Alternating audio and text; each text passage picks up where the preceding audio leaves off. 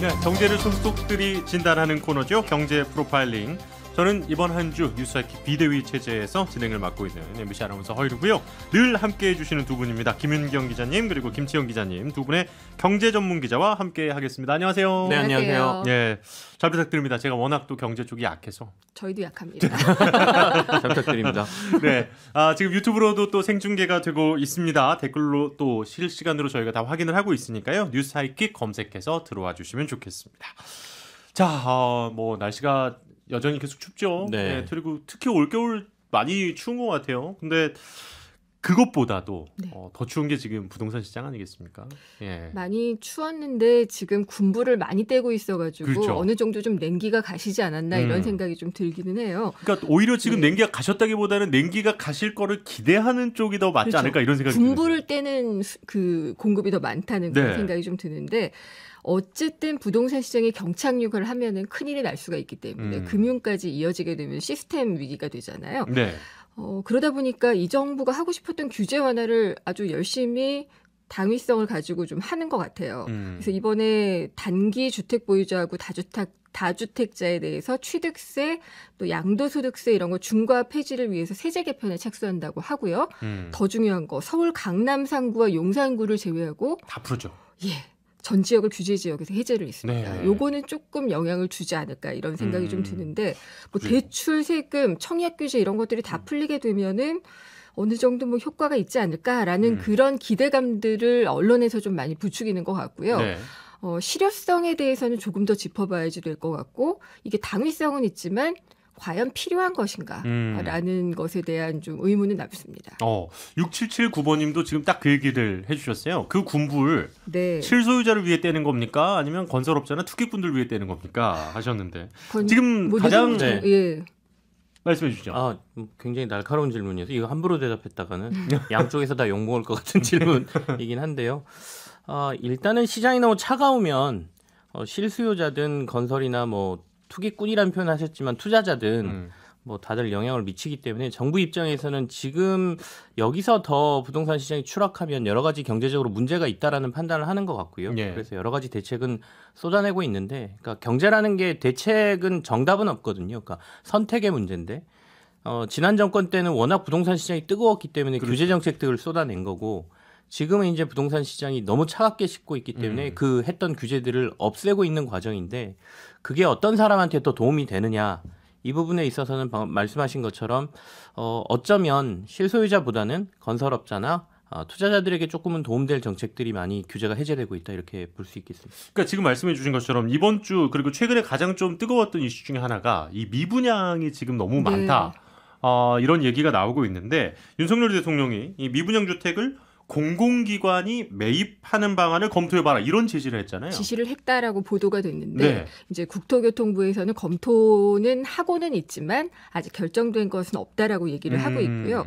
근데 미분양 사태라고까지 얘기할 수 있을 만큼 예. 미분양이 많이 늘어나고 있는 건 사실이에요. 아, 그래요. 그래서 윤석열 대통령 이제 정권 초반에는 한 뭐 2만 채 정도 여기에서 이제 유지가 됐었다면은 예. 이게 좀 더 많이 늘어나가지고 지금 5만 가구 이상으로 2배 이상 좀 늘어난 그런 상황입니다. 어느 정도부터는 상당히 좀 위험하다 이렇게 볼 수 있을까요? 좀 6만 2천 채 정도로 네. 보고 있더라고요. 6만 2천이 예. 미분양이 넘어가면 그때부터는 위험하다. 지금 속도로 볼 때는 뭐 올해 상반기 지나고 하반기 되면은 뭐 많게는 10만 채까지도 갈 수가 있다. 이런 얘기가 나오고 있기 때문에 미분양이 일단은 좀 문제는 되고 있다라고 볼 수가 있습니다. 네. 그래서 이제 미분양 주택을 정부 돈으로 사라. 그걸 검토해봐라라고 얘기를 했다고 하는데 뭐 일부에서는 이미 이제 건설협회라든지 이런 이권 단체에서 예. 요걸 좀 검토해달라라고 이제 정부 쪽에 또 슬며시 건의를 했다라는 얘기도 좀 나와 있고요. 근데 그러니까 이게 일단은 그거 아닙니까? 그러니까 미분양이라는 게 네, 집을 다 만들어 놨어요. 네. 그걸 팔아야 그렇죠. 건설사 입장에서 돈을 회수를 하고 뭐 이익금이든. 근데 이제 안 팔리는 기간이 길어질수록 네.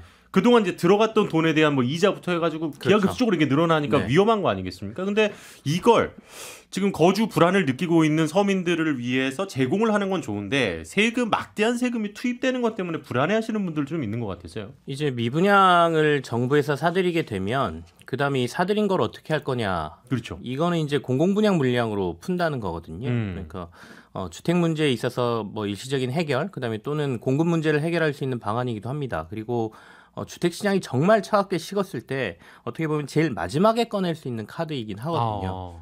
그러니까 대형 기업들, 그러니까 대형 건설사들은 그래도 버틸 만한 여력이 있는데 중소건설사들 같은 경우에는 일단은 분양에 나섰다가 조금 큰 단지가 미분양이 되게 되면 바로 뭐 파산이나 부도로 갈 수 있는 위험이 있기 때문에 그렇게 네. 되면 그 건설사에 연계돼 있는 여러 가지 경제 체인이 있지 않습니까? 그러니까 밑에 같이 일하는 사람들이라든지 이런 문제도 있기 때문에 단순하게 정부가 세금으로 이걸 사들여 가지고 그냥 건설사를 지원한다 이렇게 보기보다는 그만큼 시장이 정말 차갑구나. 그러니 검토해보라는 지시를 했다. 이렇게 이해할 수는 있죠. 근데 지금 시기가 그렇게까지 마지막 카드를 꺼낼 정도의 부동산이 위기냐라고 보면 저는 좀 너무 이른 시기인 것 같다라는 생각을 좀 하고 있죠. 왜냐하면 2008년 금융위기나 이때로 고개를 돌려보시면 리먼 사태 그 당시 예. 때도 부동산 시장이 굉장히 차갑게 식었거든요.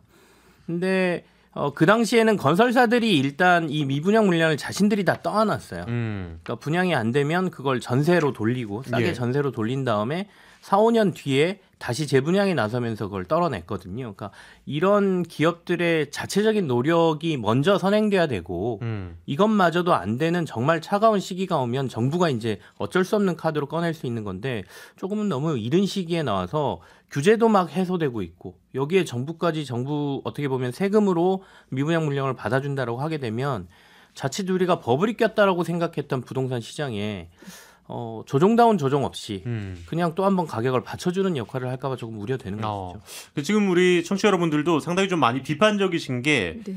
저는 이 김광훈님의 의견을 많은 분들이 공감하실 것 같아요.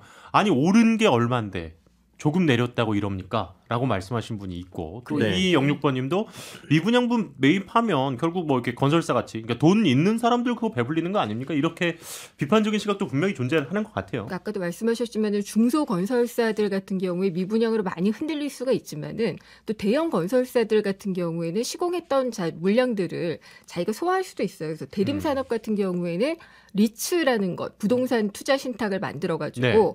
미분양 물량을 자체 소화를 하겠다라고 이야기를 했거든요. 그런 쪽으로 가야지 지금 사실 어떻게 보면은 정부는 계속 아니라고 하고 있지만 가격을 떠받치는데 시장을 부양하는데 공공의 자금, 주택 도시 자금이 들어가게 되는데요. 그것도 결국 세금이잖아요. 예, 그 네. 혈세를 이런 것들에 쓰는 게 맞느냐, 시장을 부양하는 데 쓰는 게 맞느냐. 그래서 집 사지 말라 그래서 집 안 샀던 사람들, 이런 사람들은 집값이 더 높아지게 되면은 정말 힘들게 되잖아요. 예, 그런 것들을 볼 때 과연 이 자금을 이렇게 쓰는 게 적절한가? 예. 라는 의문을 다시 한번 과거에도 좀 이런 경우가 있었습니까? 정부가 이제 미분양 물량을 좀 사준다거나 네. 세금이 투입돼서 이런 식의 정책이 있었나요? 어떻습니까? 일부는 정부에서 이런 정책을 시행한 때가 있었던 걸로 전 기억합니다. 그게 뭐 이명박 정부 굉장히 때. 예.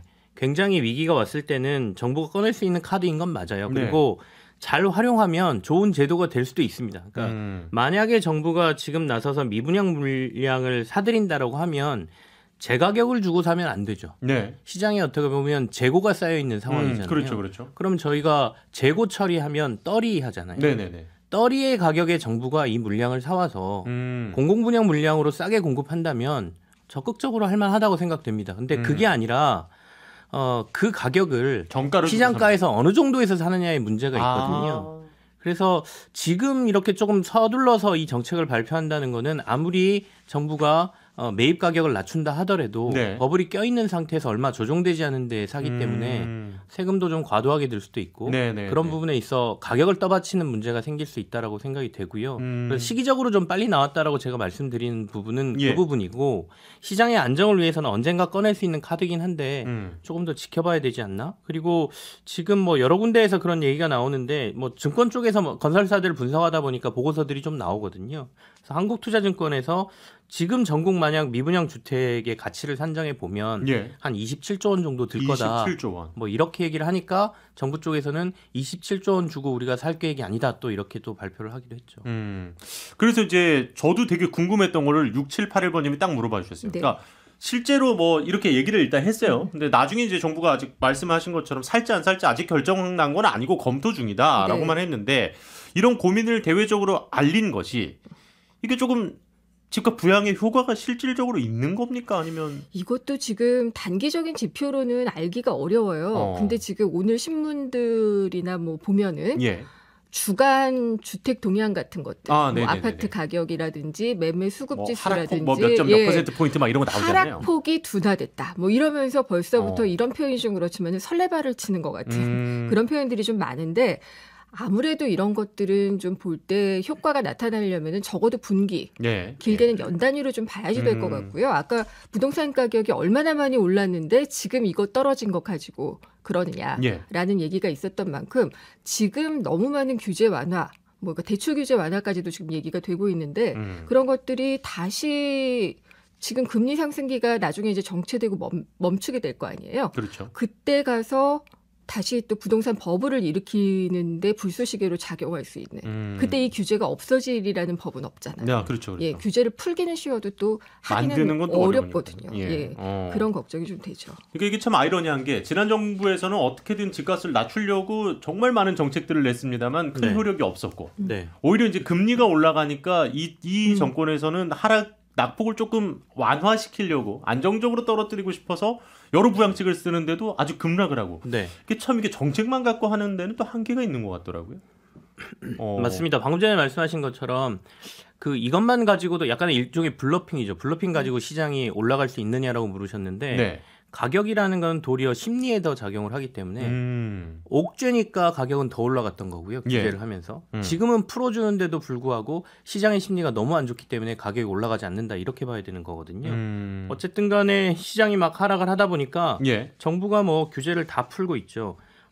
지난 한 해만 국토부가 공식적으로 내놓은 보도자료가 설명 자료까지 포함해서 1276건이거든요. 아휴, 그러면 뭐 하루에 3.5건. 야. 그러니까 이게 다 규제를 풀려고 내놓은 건 아니지만 네네네네. 어쨌든 시장이 그만큼 혼란스러웠다는 하나의 방증이라고 볼 수 있겠고요. 일단 뭐 풀어준 것들 얘기해 보면 주택담보대출 뭐 70%까지 받을 수 있게 거의 대부분 모든 규제 지역 해제해 줬지 않습니까? 예. 서울 강남 3구하고 용산 제외하면 이제는 주택 가격의 70%까지 대출 받을 수 있고요. 그다음에 1세대 1주택자 양도소득세 비과세 받기 위한 2년 거주 뭐 이런 것들 다 폐지했고요. 전매 제한 기간도 수도권의 경우에는 10년에서 3년으로 축소해줬고, 그러니까 와, 이게 10년에서 3년이면 정말 많이 줄여준 거네요. 이게 뭐 거주의 문제가 아니라 아까 이제 뭐 투자를 하기 위한 사람들을 위한 제도 아니냐. 결국에는 시장을 살리기 위해서는 여유 자금이 시장으로 들어와야 된다. 그렇죠. 유동성의 공급이 있어야 된다라는 차원에서 정부가 아무래도 다주택자라든지 가지고 계신 분들을 위한 제도 규제 개편에 나섰다라고 봐야 되겠죠. 사실 근데 이제 내 집 마련을 해야 되는 사람 입장에서는 뭐 청년이든 현재 무주택자, 전세 같은 데나 월세에서 좀 거주하시는 분들 입장에서는 집값이 더 하락하기를 기대하는 건 당연한 것 같습니다. 지금 이렇게 장이 또 이런 분위기이기 때문에 성큼 지금 어떻게 돈을 빌려서 집을 살 생각을 누가 하겠어요? 더 떨어질 것 같은데. 생각해 보면은 지금 인플레 시대잖아요. 네. 월급 오르셨어요? 저는 정말 안 오르더라고요. 그러니까 아직 뭐 지금 연봉 협상 기간이라든가 뭐 이런 것들이 MBC는 아니어서 호봉제여가지고요. 이게 오르는 게 여기까지 하겠습니다. 그런데 어쨌든 물가 상승률만큼 내 임금이 다 오르지 않았고 맞아요. 부동산 대세는 좀 하락하고 있는 기세가 아무래도 금리 상승이 올해 내년까지는 좀 이어지지 않을까라고 생각하는 그런 상황에서 정말 부동산은 큰 소비잖아요. 인생에서 가장 큰 소비 중에 하나죠. 가처분 소득이 줄어드는데 부동산을 사려는 수요가 많이 늘어날 수 있을까? 그러니까 내 집이 없는 사람들은 더 하락하기를 관망을 하지 않을까 이런 생각을 좀 하고요. 전문가들 일부도 올해는 그냥 공부 좀 하셔라.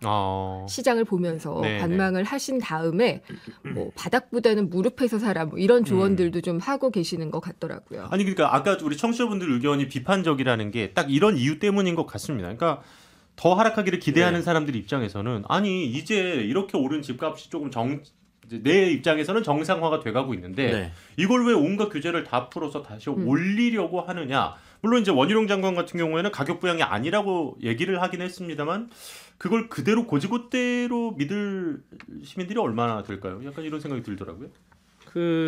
이제 실수요자들 입장에서는 충분히 그렇게 이해하실 수가 있고 실제로 부동산 시장에서 지금 가장 힘든 것은 물론 가지고 계신 여러 채를 가지고 계신 분들 입장에서는 가격이 떨어지는 게 제일 힘드시겠지만 사실은 그 전세를 사시는 분들이나 집 한 채 가지고 계신 분들 같은 경우에는 예. 이자 부담이 1번이거든요. 그렇죠. 그렇죠. 부동산 가격보다도 이자가 오른 게 너무 고달픈 상황인데 이 이자가 떨어지는 데에 대한 정부 지원이라든지 아니면 대책보다 계속해서 다주택자들이 집을 조금 더 사게 해서 집값을 올리는 대책으로 나오기 때문에 여기서 나타나는 어떤 괴리감 이런 것 때문에 도리어 더 분노를 좀 느끼시는 것 같다라는 생각이 들어요. 예. 최근에 정부가 또 예금 이자는 좀 제한을 하라는 식으로 정책적으로 얘기를 했고 그 반면에 대출 이자는 좀 계속 올랐거든요. 그렇죠. 그러니까 예금 이자를 경쟁을 안 하게 해야 대출 이자를 제한할 수 있다는 식으로 예금 이자를 잡아줬는데 그렇다 보니까 이제 당장 금리를 못 잡고 예. 왜 계속 이 수요자들만 늘리려고 하는 가격을 받쳐주는 정책만 내놓느냐 이런 비판은 나올 수밖에 없는 것 같습니다. 그러니까 대출 규제 같은 경우에도 보면은 이번에 규제 지역 풀어주게 되면 LTV 70%까지 올라가거든요. 네. 네. 그거 정말 가진 사람들을 위한 거고 돈이 있어서 집을 살 수 있는 사람들을 그렇죠. 위한 거지 은행돈 빌려서 살 수 있는 사람들에게는 별로 이렇게 도움이 안 되거든요. 그러니까 전세담보대출이든 주택자금 대출을 뭐 70%로 올려준다 하더라도 네, 그것에 대한 이자가 지금 웬만한 네. 사람 월급만큼 돼버리니까 그렇죠. 이게 이제 감당이 안 되니까 지금 해주신 얘기인 것 같고요. 그러니까 근데 역시 뭐 핵심은 DSR이다 뭐 이런 얘기들 요즘 많이 하는 것 같던데. 그러니까 이게 그거잖아요. 그러니까 총소득 대비 이제 연내에 내가 갚아야 되는 그렇습니다. 돈이 어느 정도 네. 되느냐. 근데 이거는 정작 어떻게 할 수 있는 방법이 별로 많이 없는 것 같아요. 그렇죠. 이제 만약에 규제를 앞으로 더 푼다면 뭐가 남았느냐라고 봤을 때 DSR 규제까지 정부가 손댈까라고 했을 때 의문부호를 이제 보내시는 분들이 많죠. 왜냐하면 예. 이건 진짜 가계부채 총량하고도 연결이 돼 있고. 그러니까 이게 무슨 그 뭐 카드 할부 뭐 이런 것까지 다 들어가는 거죠. 네, 이거는. 그렇습니다. 자신이 지고 있는 부채를 전부 다 가지고 은행에서 내가 빌릴 수 있는 부채 한도를 정하는 거거든요. 예, 예. 그렇다 보니까 이것마저 손대게 되면 너무 많은 부채가 가계 자산으로 나가기 때문에 관리 자체가 힘들어서 이거는 좀 만지기가 힘들 거라고 보고 있는데 모르겠습니다. 시장 상황이 어떻게 될지 봐야 되는 상황이고 예. 지금 뭐 미분양 주택 매입까지 얘기가 나온다라고 하면 정부가 뭐 못 꺼낼 카드도 없다 이렇게 볼 수도 있겠죠. 저는 좀 이거는 안 해야 되는 규제 완화라고 생각을 해요. 그래요? 예, 예. 마지막 보루라고 생각할 수 있는 가계부채 늪에 더 빠지지 않을 수 있는 마지막 네. 보루라고 생각을 하고 있고요. 근데 어쨌든 지금 거래량 감소폭이 굉장합니다. 그렇기 때문에 아까도 이제 말씀드렸듯이 가처분 소득은 줄고 있고 예, 예. 그렇기 때문에 이 대출 규제 뭐 DSR까지 풀어줘가지고 이게 부풀려질 시장이 아니다. 라고 생각을 하고 있고 가계부채 문제는 정말 해외 기관들까지도 지적할 정도로 네네. 우리가 정말 심각한데 그걸 더 건드릴 수 있는 도화선이 될 수 있다. 그러니까 사실 코로나 기간 동안 이제 가계 부채는 엄청나게 늘었는데 정부 부채는 상대적으로 덜 늘었다. 네. 네. 이게 이제 정부 부채를 차라리 좀 더 늘려야 되는 거 아니냐는 입장과 그때 네. 이제 기재부에서는 반대를 하는 입장이 그렇죠. 되게 팽팽하게 맞붙었었잖아요. 금리 얘기를 안 할 수가 일단 없을 네네. 것 같아요. 금리 얘기를 잠깐 하다가 뭐 만약에 시간이 좀 부족하면 이따가 더 얘기를 네. 하죠.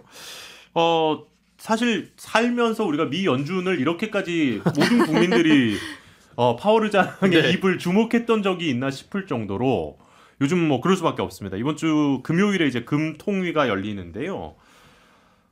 오를 것 같아요. 어떠십니까? 참. 금통위에서요. 예. 금통위에서 고민을 하겠는데 이제 미국 상황을 보면은 최근에 이제 앨런 그리스펀 전 연준 의장 뭐 이분도 꽤 많이 알려진 분이죠.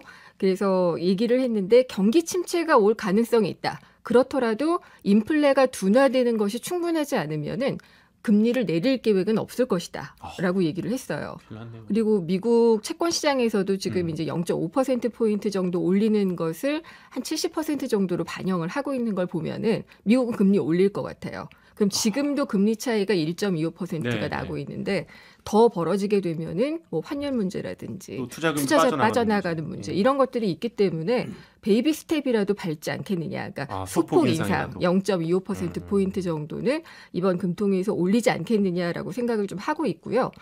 근데 이제 금리 그러면 상단을 어디까지 보느냐. 예. 지난번에는 이창용 한은 총재가 3.5라는 단어를 이야기를 했어요. 숫자를. 한 번에요? 아니면 아니요. 그러니까 최종 네. 금리가 3.5까지. 근데 이번에 올리면 3.5가 돼요. 그렇죠. 그렇기 때문에 이걸 3.75 정도로 다시 또 수정하지 않겠느냐. 방금 아마 제 한숨에 예. 아이고 쟤도 대출이 좀 있구나 뭐 이렇게 생각하시는 분들 좀 있을 예. 것 같은데 와, 이게 참 이자 부담, 원리금을 떠나서 일단 이자 부담 자체가 너무 부담이니까 다들 걱정이 많으신 거예요. 이게 문제가 우리가 산의 정상에 오르면 야호 한번 소리 지르고 자 이제 내려가자고 내려가야 되잖아요. 네. 근데 지금의 상황이 안 내려갈 것 같다라는 게 문제거든요. 그러니까 올해 지금 금리 폭은 한 0.5%포인트 정도 한두 차례 정도 더 올라서 미국도 오르고 우리나라도 앞으로 한 0.5%포인트 정도 오르면 정상에 오를 거다라고 생각해요. 예. 근데 다만 이 정상에서 내려오지 않고 1년을 버틸 거다라는 게 가장 큰 문제로 보이는 것 같습니다. 야, 그러니까 사실 얼마 전에 뭐 그런 얘기 있었잖아요. 뭐 주택담보대출 받으신 분들이 나 금리 이번에 연락 왔는데 8% 넘었다. 네네. 이게 좀 일반 월급쟁이들, 저 같은 월급쟁이들한테는 너무 충격적이고 너무 힘든 그런 거잖아요. 맞습니다. 그렇다 보니까 더 이렇게 될 것 같은데, 근데 요즘 미국 시장 금리는 조금 내려간다고 하는데 그 얘기는 우리가 광고 듣고 네. 예, 잠시 후에 계속해서 이야기를 좀 더 나눠보도록 하겠습니다. 조금만 기다려주세요. 금방 돌아오겠습니다. 네, 뉴스아이키 경제 프로파일링 김치영 기자, 김윤경 기자 함께 하고 있습니다. 광고 나가는 내내 저도 이제 대출이 있다 보니까 네. 궁금한 게 너무 많아가지고 두 분께 계속 질문을 잘 해소하신 부분도 예, 토로를 예. 하시고. 근데 지금 일단은 우리가 금리 얘기 그리고 또 이제 개인이 부담해야 할 이자에 대한 걱정 이런 네. 얘기를 좀 하다가 광고를 듣고 왔는데 참 이게 언제까지 갈 것인가. 아까 그리고 제일 무서웠던 게 김치영 기자님 해주신 얘기는 올랐다가 이제 내려가야 되는데 이대로 버틸까봐가 걱정이다. 네. 이런 얘기를 또 해주셨단 말이죠. 근데 우리가 금리를 어쨌든 미국 금리를 따라갈 수밖에 없는 상황에서 이 거리가 너무 벌어지면 안 되니까 미국 연준이 어쨌든 기준금리 인상을 좀 멈춰줘야 우리도 여기가 제일 고점이야 네. 라고 멈출 수 있는 기준점이 기준점이 되잖아요. 예. 근데 이런 기대는 어느 정도로 좀 갖고 계실까요? 아까도 살짝 말씀드리기는 했는데 연준도 지금 인플레가 만만치 않은 상황이기 때문에 그러니까 대부분의 중앙은행들이 잡고 있는 물가 상승 목표치가 2%예요. 네네. 근데 지금 물가가 지금 내려왔다고는 하지만 7%대거든요. 네네. 이번에 이제 이번 주에 소비자 물가 지수라는 게 미국에서 발표가 돼요. 네. 지난해 12월에 어땠는지. 근데 이게 7%대 초반이거나 조금 더 둔화가 되거나 뭐 이러면은 연준이 조금 금리 인상의 폭을 줄일 수가 있겠다라는 그런 기대감이 있어서 채권 시장에서는 금리가 좀 하락하고 있는 건데요. 근데 사실 7%는 2%에 비하면은 너무 높죠. 그렇죠. 예. 그렇죠. 그리고 지금 고용 시장이 좀 단단한 편이라서 임금 상승률이 좀 어느 정도 좀 차지하고 있고 네네. 그게 지금 발표가 된 걸 보면은 월가가 예상했던 것보다 12월에 임금 상승률이 좀 낮았다. 이런 것도 이제 채권 금리 하락에 좀 영향을 미치기는 했지만 네네네. 그래도 아직까지 시장에서는 연준이 속도 조절을 할 수는 있어도 금리 인상 기조를 멈추지는 않을 것 같다. 아하. 그리고 아까 말씀하신 정체 기간 예. 이것도 어느 정도 있을 것으로 예상을 하고 있어요. 좋은 소식이 사실 많지가 않아서 네. 좀 답답하긴 합니다만 그리고 뭐 미국에서 자발적 실업자 그러니까 자기 임금이 더 올라갈 걸로 기대하고 일을 그만둔 사람이 지금 그렇게 많다면서요. 네, 대사직의 시대다 뭐 이렇게 얘기를 하고 있죠. 야. 예.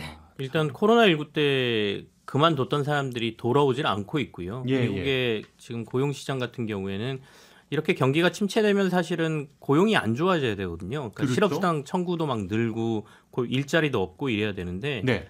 보시면 알겠지만 미국으로 들어가서 공장을 짓는 외국 기업들이 굉장히 늘고 있습니다. 그렇죠. 미국의 압박 때문에. 뭐 인플레이션 인하법 때문에 네. 더 그렇기도 하고요. 네, 예. 우리 뭐 삼성전자도 지금 들어가서 공장 네, 네, 짓는다고 하고 그러고 있지 않습니까? 그러다 보니까 일자리는 또 이상하게 늘어요. 그러다 보니 고용시장에서 일자리는 늘고 일할 사람은 돌아오지 않고 그러다 보니 임금은 좀 임금은 올라가는 올라가고. 모습. 근데 다행히 12월 달에 임금이 좀 하락하는 기대보다는 하락했기 네, 때문에 네. 그것 때문에 주식시장도 오르고 채권금리도 조금 떨어졌는데 미국의 채권금리가 떨어지니까 시중금리가 좀 떨어질 거라는 기대가 조금 있었거든요. 근데 그거는 기후에 불과하다. 더군다나 왜냐하면 경기 침체에 대한 우려가 굉장히 12월 말에 컸다가 예. 연초로 넘어오면서 그 기대감이 침체에 대한 기대감이 조금 누그러지면서 주식시장도 좋아지고 채권금리도 떨어졌기 때문에 연간 내내 이 고금리의 부담은 좀 지속될 가능성이 높다 이렇게 봐야 됩니다. 미국도 0.5%포인트 정도는 더 올릴 가능성이 높습니다. 그러면 뭐 대폭 인상이긴 하네요. 5%대까지는 갈 걸로. 예. 5.1로 예상하고 있어요, 미국은. 지금 일단 뭐 우리 잘 버텨야 됩니다. 예, 잘 버텨야 되고. 근데 이제 조금 뭐 시민들 입장에서 서민들 입장에서 조금 기분 나쁜 거는 아까 지금 얘기해 주셨어요, 네. 김치영 기자님이. 아니 대출 이자가 이렇게 오르면 적금이든 예금이든 네. 이것도 같이 올라야 되는데 이게 갈수록 벌어지니까 아니 내가 만약에 저축을 했을 때는 이자를 요만큼 주면서 왜 내가 빌릴 때는 이만큼 가져가? 이거는 네. 되게 기분 나쁜 거거든요. 지금 대출금리 아까도 얘기하셨지만은 상단이 주담대가 8%까지 올라왔어요. 그러니까요. 그러니까 슬금슬금 올라왔는데 예금 금리가 다시 한 4%대까지 2배 내려갔더라고요. 아닙니까? 2배. 이게 사실 부동산 시장도 정부가 자꾸 개입하려고 해서는 안 되는 시장이고 금융 시장도 마찬가지예요. 그렇긴 하죠. 그래서 이 은행에 자꾸 관치를 집어넣으려고 하는 것 때문에 당국이 예금이 자꾸 그 은행 예금으로만 유동성이 몰리기 때문에 예, 예. 이걸 좀 막아야지 된다. 그래가지고 예금 금리 인상을 좀 자제하라. 이랬기 때문에 예금 금리는 낮아지고 대출 금리는 올라가는 이런 사태가 있는 거죠. 그러니까 대출 금리를 좀 낮춰주고 이 정권 초기에는 예대 마진 또 낮추려고 그랬었어요. 그러니까 참 이게 굉장히 모순되죠. 어렵네요. 예. 조달 금리가 있기 때문에 그걸 또 낮춘다 그러면 여러 가지 얘기가 나올 텐데요. 그러니까 시장 금리는 어떻게 할 수는 없는데 취약계층에 대한 지원이나 대책 그게 좀 늘어야 될 것 같습니다. 알겠습니다. 일단은 올해는 아직까지 이렇게 막 밝은 소식은 연초에 지금 없습니다만 네. 우리가 잘 보면서 또 잘 알고 좀 대비하는 자세는 필요하겠다. 벨트를 단단히 매고 좀 네. 견뎌야 알겠습니다. 되는 시기인 것 같아요. 네, 경제 프로파일링 오늘 김채영 기자님 그리고 김용균 기자님 두 분의 설명 너무나 잘 들었습니다. 고맙습니다. 네, 감사합니다.